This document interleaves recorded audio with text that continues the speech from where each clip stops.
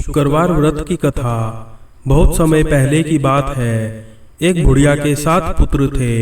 उनमें से 6 कमाते थे और एक निकम्मा था। बुढ़िया अपने 6 बेटों को प्रेम से खाना खिलाती और 7वें बेटे को बाद में उनकी थाली की बची हुई जूठन खिला दिया करती। 7वें बेटे की पत्नी इस बात से बड़ी दुखी थी, क्योंकि वह बहुत भोला था और ऐसी बातों पर ध्यान नहीं देता था। एक दिन बहू ने जूठा खिलाने की बात अपने पति से कही। पति ने सिरदर्द का बहाना कर रसोई में लेटकर स्वयं सच्चाई देख ली। उसने उसी क्षण दूसरे राज्य जाने का निश्चय किया। जब वह जाने लगा तो पत्नी ने उसकी निशानी मांगी। पत्नी को अंगूठी देकर वह चल पड़ा। दूसरे राज्य पहुंचते ही उसे एक सेठ की दुकान पर काम मिल गया और जल्दी ही उसने मेहनत से अपनी जगह बना ली। इधर बेटे के घर से चले जाने पर सास ससुर बहू पर अत्याचार करने लगे। घर का सारा काम करवा के उसे लकड़ियां लाने जंगल भेज देते और आने पर भूसे की रोटी और नारियल के खोल में पानी रख देते। इस तरह अपार कष्ट में बहू के दिन कट रहे थे। एक दिन लकड़ियां लाते समय रास्ते में उसने कुछ महिलाओं को संतोषी माता की पूजा करते देखा और पूजा विधि पूछी। उनसे सुने अनुसार बहू ने भी कुछ लकड़ियां बेच दी और 1.25 रुपए का गुड़ चना लेकर संतोषी माता के मंदिर में जाकर संकल्प लिया। 2 शुक्रवार बीतते ही उसके पति का पता और पैसे दोनों आ गए।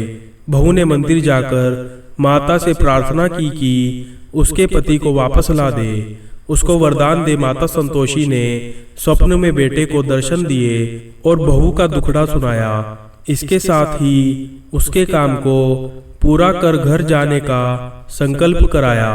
माता के आशीर्वाद से दूसरे दिन ही बेटे का सब लेन देन का काम काज निपट गया और वह कपड़ा गहना लेकर घर चल पड़ा। वहां बहू रोज लकड़ियां बीनकर माताजी के मंदिर में दर्शन कर अपने सुख दुख कहा करती थी। एक दिन माता ने उसे ज्ञान दिया कि आज तेरा पति लौटने वाला है।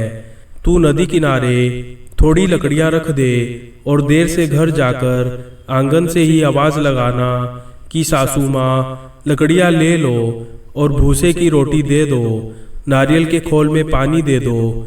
बहू ने ऐसा ही किया।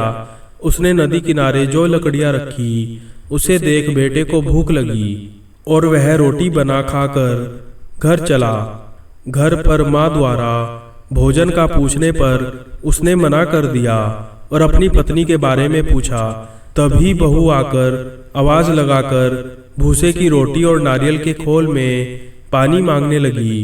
बेटे के सामने सास झूठ बोलने लगी कि रोज 4 बार खाती है, आज तुझे देखकर नाटक कर रही है। यह सारा दृश्य देख बेटा अपनी पत्नी को लेकर दूसरे घर में ठाठ से रहने लगा। शुक्रवार आने पर पत्नी ने उद्यापन की इच्छा जताई और पति की आज्ञा पाकर अपने जेठ के लड़कों को निमंत्रण दे आई। जेठानी को पता था कि शुक्रवार के व्रत में खट्टा खाने की मनाही है। उसने अपने बच्चों को सिखाकर भेजा कि खटाई जरूर मांगना। बच्चों ने भरपेट खीर खाई और फिर खटाई की रट लगाकर बैठ गए। ना देने पर चाची से रुपए मांगे और इमली खरीद कर खा ली। इससे संतोषी माता नाराज हो गई और बहू के पति को राजा के सैनिक पकड़कर ले गए। बहू ने मंदिर जाकर माफी मांगी और वापस उद्यापन का संकल्प लिया। इसके साथ ही उसका पति राजा के यहाँ से छूटकर घर आ गया। अगले शुक्रवार को बहू ने ब्राह्मण के बच्चों को भोजन करने बुलाया और दक्षिणा में पैसे ना देकर एक एक फल दिया।